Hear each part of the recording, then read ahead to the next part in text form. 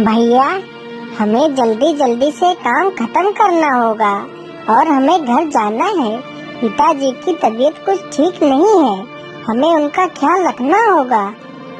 हाँ हाँ छोटे, आज हम लोग जल्दी ही घर चले जाएंगे।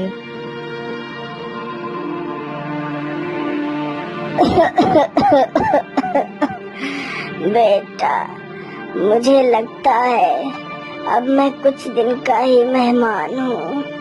बेटा, मेरे ना रहने के बाद तुम लोग मेरी चारपाई के नीचे जमीन में 2 सोने के घड़े रखे हैं। तुम लोग उन दोनों घड़ों को खोदकर आपस में बांट लेना। ये बात बोलते बोलते ही सुखीराम की मृत्यु हो जाती है। फिर चारों लड़के अपने पिता का अंतिम संस्कार करते हैं। चलो भैया, अब हम लोग वो सोने के घड़े खोद लेते हैं और आपस में जल्दी से बांट लेते हैं।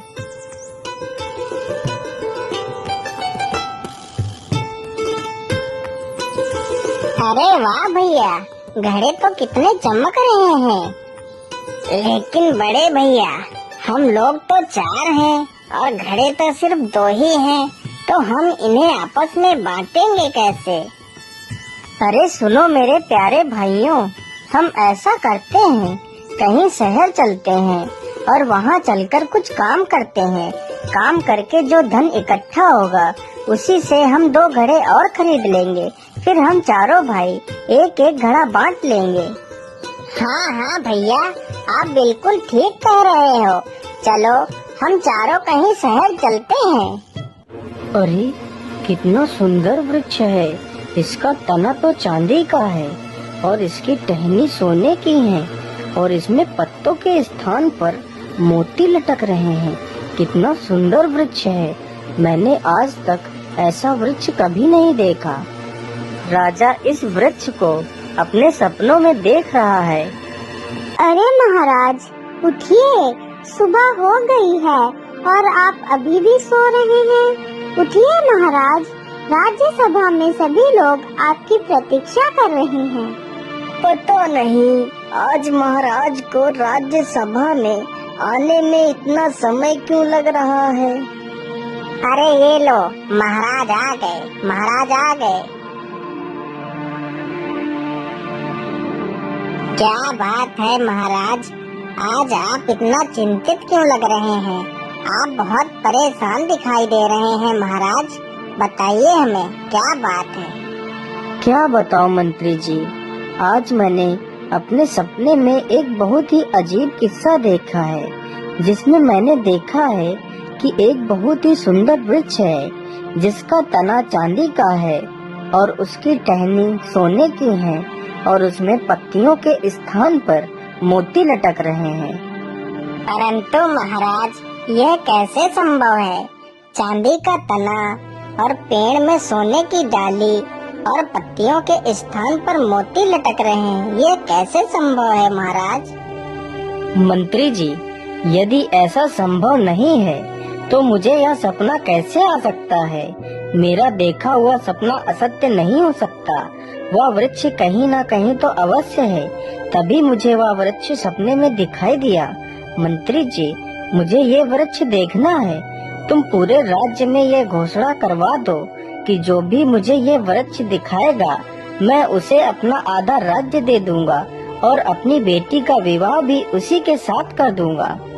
सुनो सुनो सुनो, हमारे राजा को जो भी इंसान उनके सपने में दिखा सोने चांदी तथा मोतियों से बना वृक्ष दिखाएगा, राजा उसे अपना आधा राज्य व अपनी बेटी का विवाह उसी के साथ कर देगा।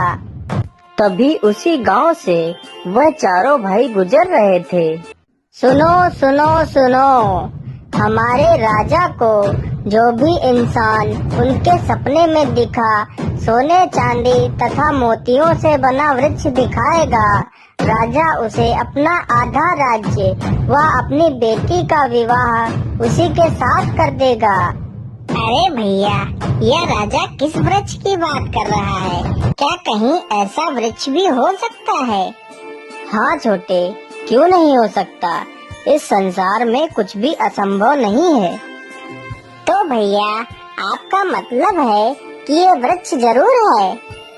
हाँ हाँ छोटे, यह वृक्ष कहीं ना कहीं तो जरूर होगा। तो फिर चलो भैया, हम राजा के पास चलते हैं और इस वृक्ष को ढूंढते हैं।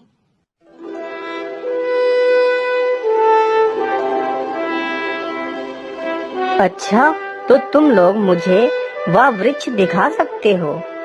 हाँ महाराज, हम चारों आपको वह वृक्ष दिखा सकते हैं। तो ठीक है, तुम चारों जल्दी से जाओ और मुझे वह वृक्ष जल्दी से लाकर दिखाओ।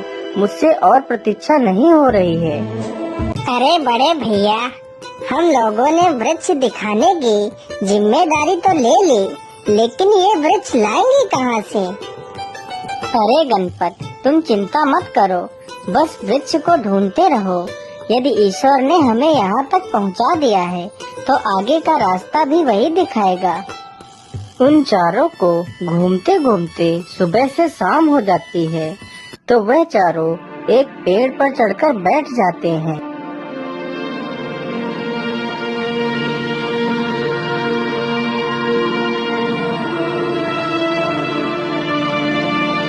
अरे ये क्या? ये तो एक मणिधारी सर्प लग रहा है। अरे भैया, उधर देखो, उधर तो देखो जरा, उधर एक मणिधारी सर्प है। आज मैं इस सर्प को नहीं छोड़ूंगा। आज तो मैं मणि हासिल करके ही रहूंगा।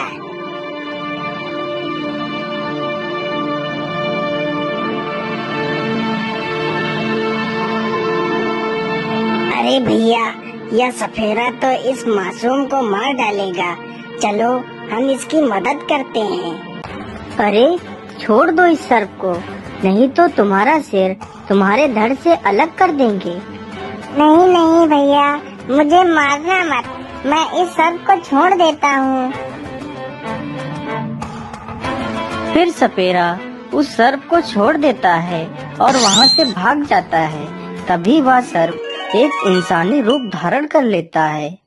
हे वीर कुमारों, आप कौन हो जिसने मेरी जान बचाई है?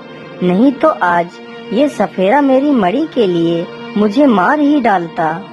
हे नागदेव, हम चारों भाई हैं और हम लोग किसी उद्देश्य के लिए इधर उधर भटक रहे हैं। अच्छा ठीक है, मैं आप लोगों से बहुत प्रसन्न हूँ। चलो मेरे साथ चलो, हो सकता है कि मैं आपके कार्य में कुछ आपकी मदद कर सकूं।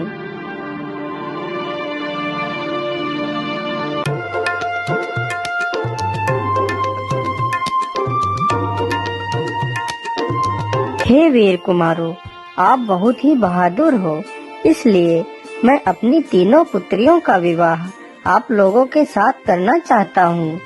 हे नागदेव, हमें आपका प्रस्ताव स्वीकार है, परंतु हम लोग अभी विवाह नहीं कर सकते। लेकिन तुम लोग विवाह क्यों नहीं कर सकते? इसका क्या कारण है? हे नागदेव, हम लोग बाहर एक बहुत ही जरूरी उद्देश्य के लिए आए थे। वो उद्देश्य क्या है वीरो, जिसे तुम पूरा करना चाहते हो? हे नागदेव, हम लोग ऐसे वृक्ष की तलाश कर रहे हैं जिसका तना चांदी का हो और उसकी टहनियाँ सोने की हो तथा उसकी पत्तियों के स्थान पर मोती लटक रहे हों।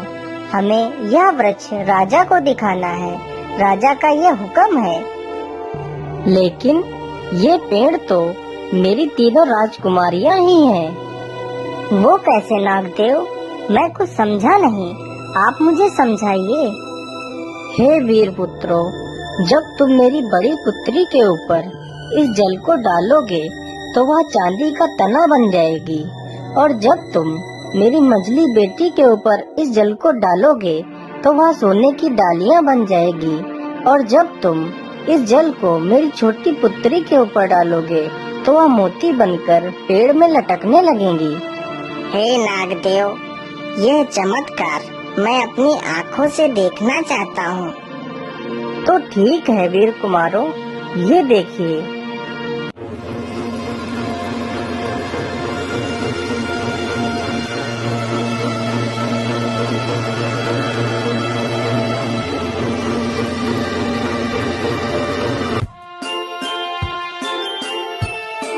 अरे वाह भैया, यह तो सचमुच का एक सुनहरा पेड़ बन गई है।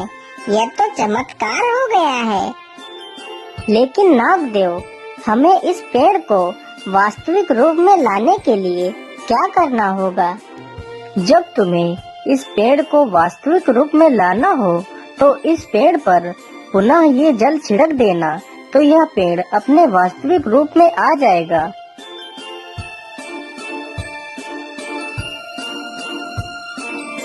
फिर उन चारों भाइयों में से 3 बड़े भाइयों ने उन नाग कन्याओं से विवाह किया।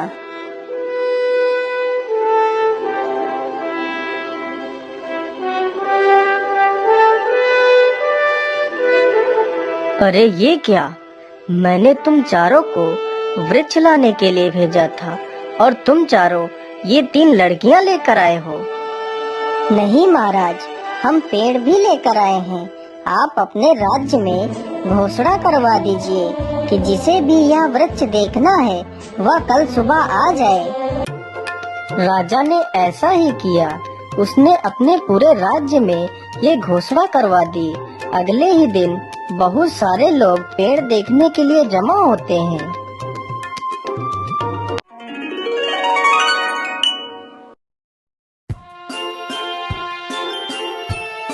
अरे बाप रे बाप, यह तो सच में एक सोने का पेड़ तैयार हो गया है। मुझे तो अपनी आंखों पर विश्वास नहीं हो रहा है। यह तो किसी चमत्कार से कम नहीं है।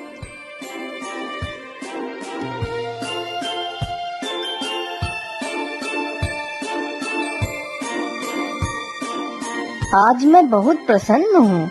तुम चारों ने मेरा सपना सच कर दिया। इसलिए मैं अपने वादे के अनुसार अपनी पुत्री का विवाह तुम्हारे छोटे भाई के साथ करता हूँ और अपना आधा राज्य तुम चारों के नाम करता हूँ।